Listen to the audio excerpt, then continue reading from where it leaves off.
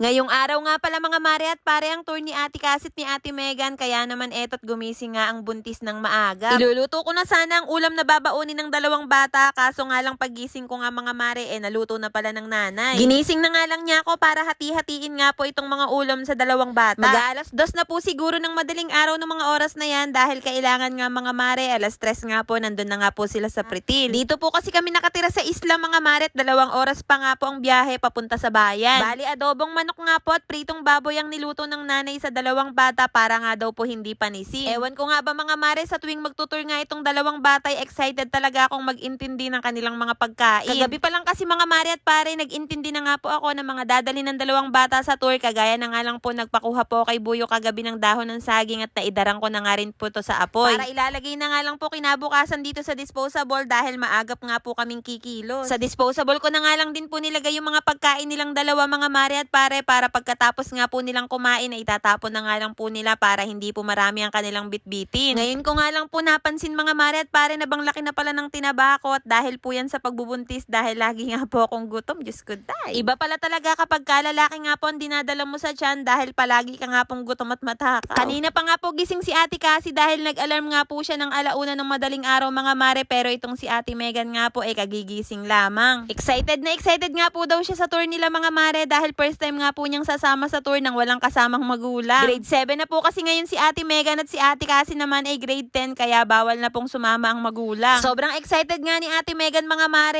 hindi nga daw po siya masyadong nakatulog, kaya sabi ko nga sa kanya hala baka malula ka mamaya. Si Ate Cassie naman ay sanay na talagang sumama sa tour mga mare dahil taon-taon po talaga yan sumasama at hindi po talaga niya pinapalagpas. Hindi nga po sana namin sila pasasamahin ngayong taon mga mare dahil bandami nga po namin gastos, kaso nakakaawa naman yung dalawang bata, kaya naman pumayag na nga kami ni Buyo. Ay naaalala ko nga noon mga mare at pare yan isang beses lang yata ako nakasama sa tour kung di pa nga ako maging scholar ni Mayor. Diyos ko day. Kaya eto, kahit anong hirap nga ng buhay mga mare, talaga namang pinupush nga po namin ni Buyok na makasama nga po ang dalawang bata. Matatalino rin kasi itong dalawang bata mga mare, kaya naman nakakahinayang talaga kung hindi mo nga sila pasasamahin. Anong oras na nga rin kami nakatulog kagabi mga mare at pare dahil nag-asikaso pa nga rin sila ng mga dadalhin nga po nila. Nilagyan ko na nga rin po ng yelo itong tumbler nilang dalawa mga mare para ma-refresh na nga rin po sila kapag sila'y nakasakay na sa bus. May mga dala nga rin po silang snacks at yun nga po ay nakalagay sa loob ng kanilang mga backpack. Kaya naman mga mare, si Ate Megan ay 2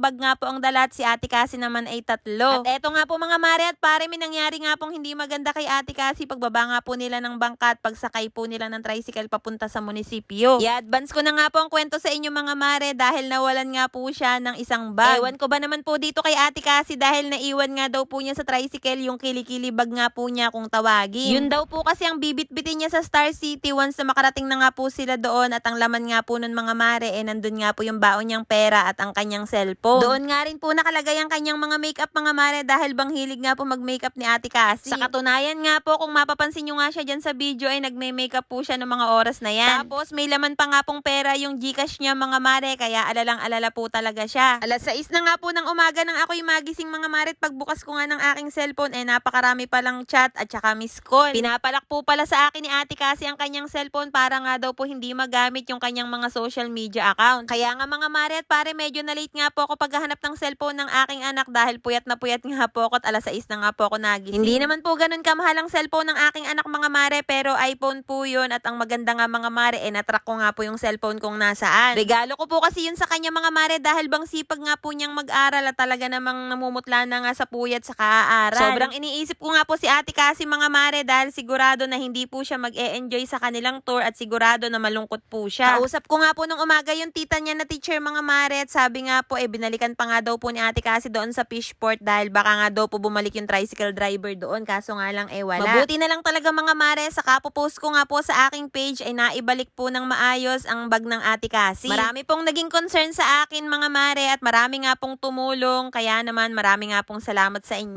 Maraming salamat po talaga kay Kuya Alex, at siya nga rin po yung nagsauli ng bag ni Ate Cassie, siya nga rin po yung nasakyan na tricycle driver. Sigurado po ako na magiging aral na nga po ito kay Ate Cassie na pag-ingatan nga po ang mga gamit niya. Marami pa rin talaga ang may mabubuting puso ngayon at handang tumulong, kaya naman si Lord na nga lang po ang bahalang magbalik sa inyo ng biyaya, siksik, liglig at umaapaw. Eto nga si Oranggi mga mare, parang gusto pa nga sumama sa dalawang ate niya. Hindi na nga rin po namin sila naihatid ng aking Buyok mga mare dahil ayaw na nga po magpahatid sa amin, at sabi sabi nga nila marami naman daw po silang magkakaklase na maglalakad. Siguro sa mga oras na to'y pauwi na nga ang dalawang bata at sana nga mga mare nag-enjoy po ang aking Ate Cassie.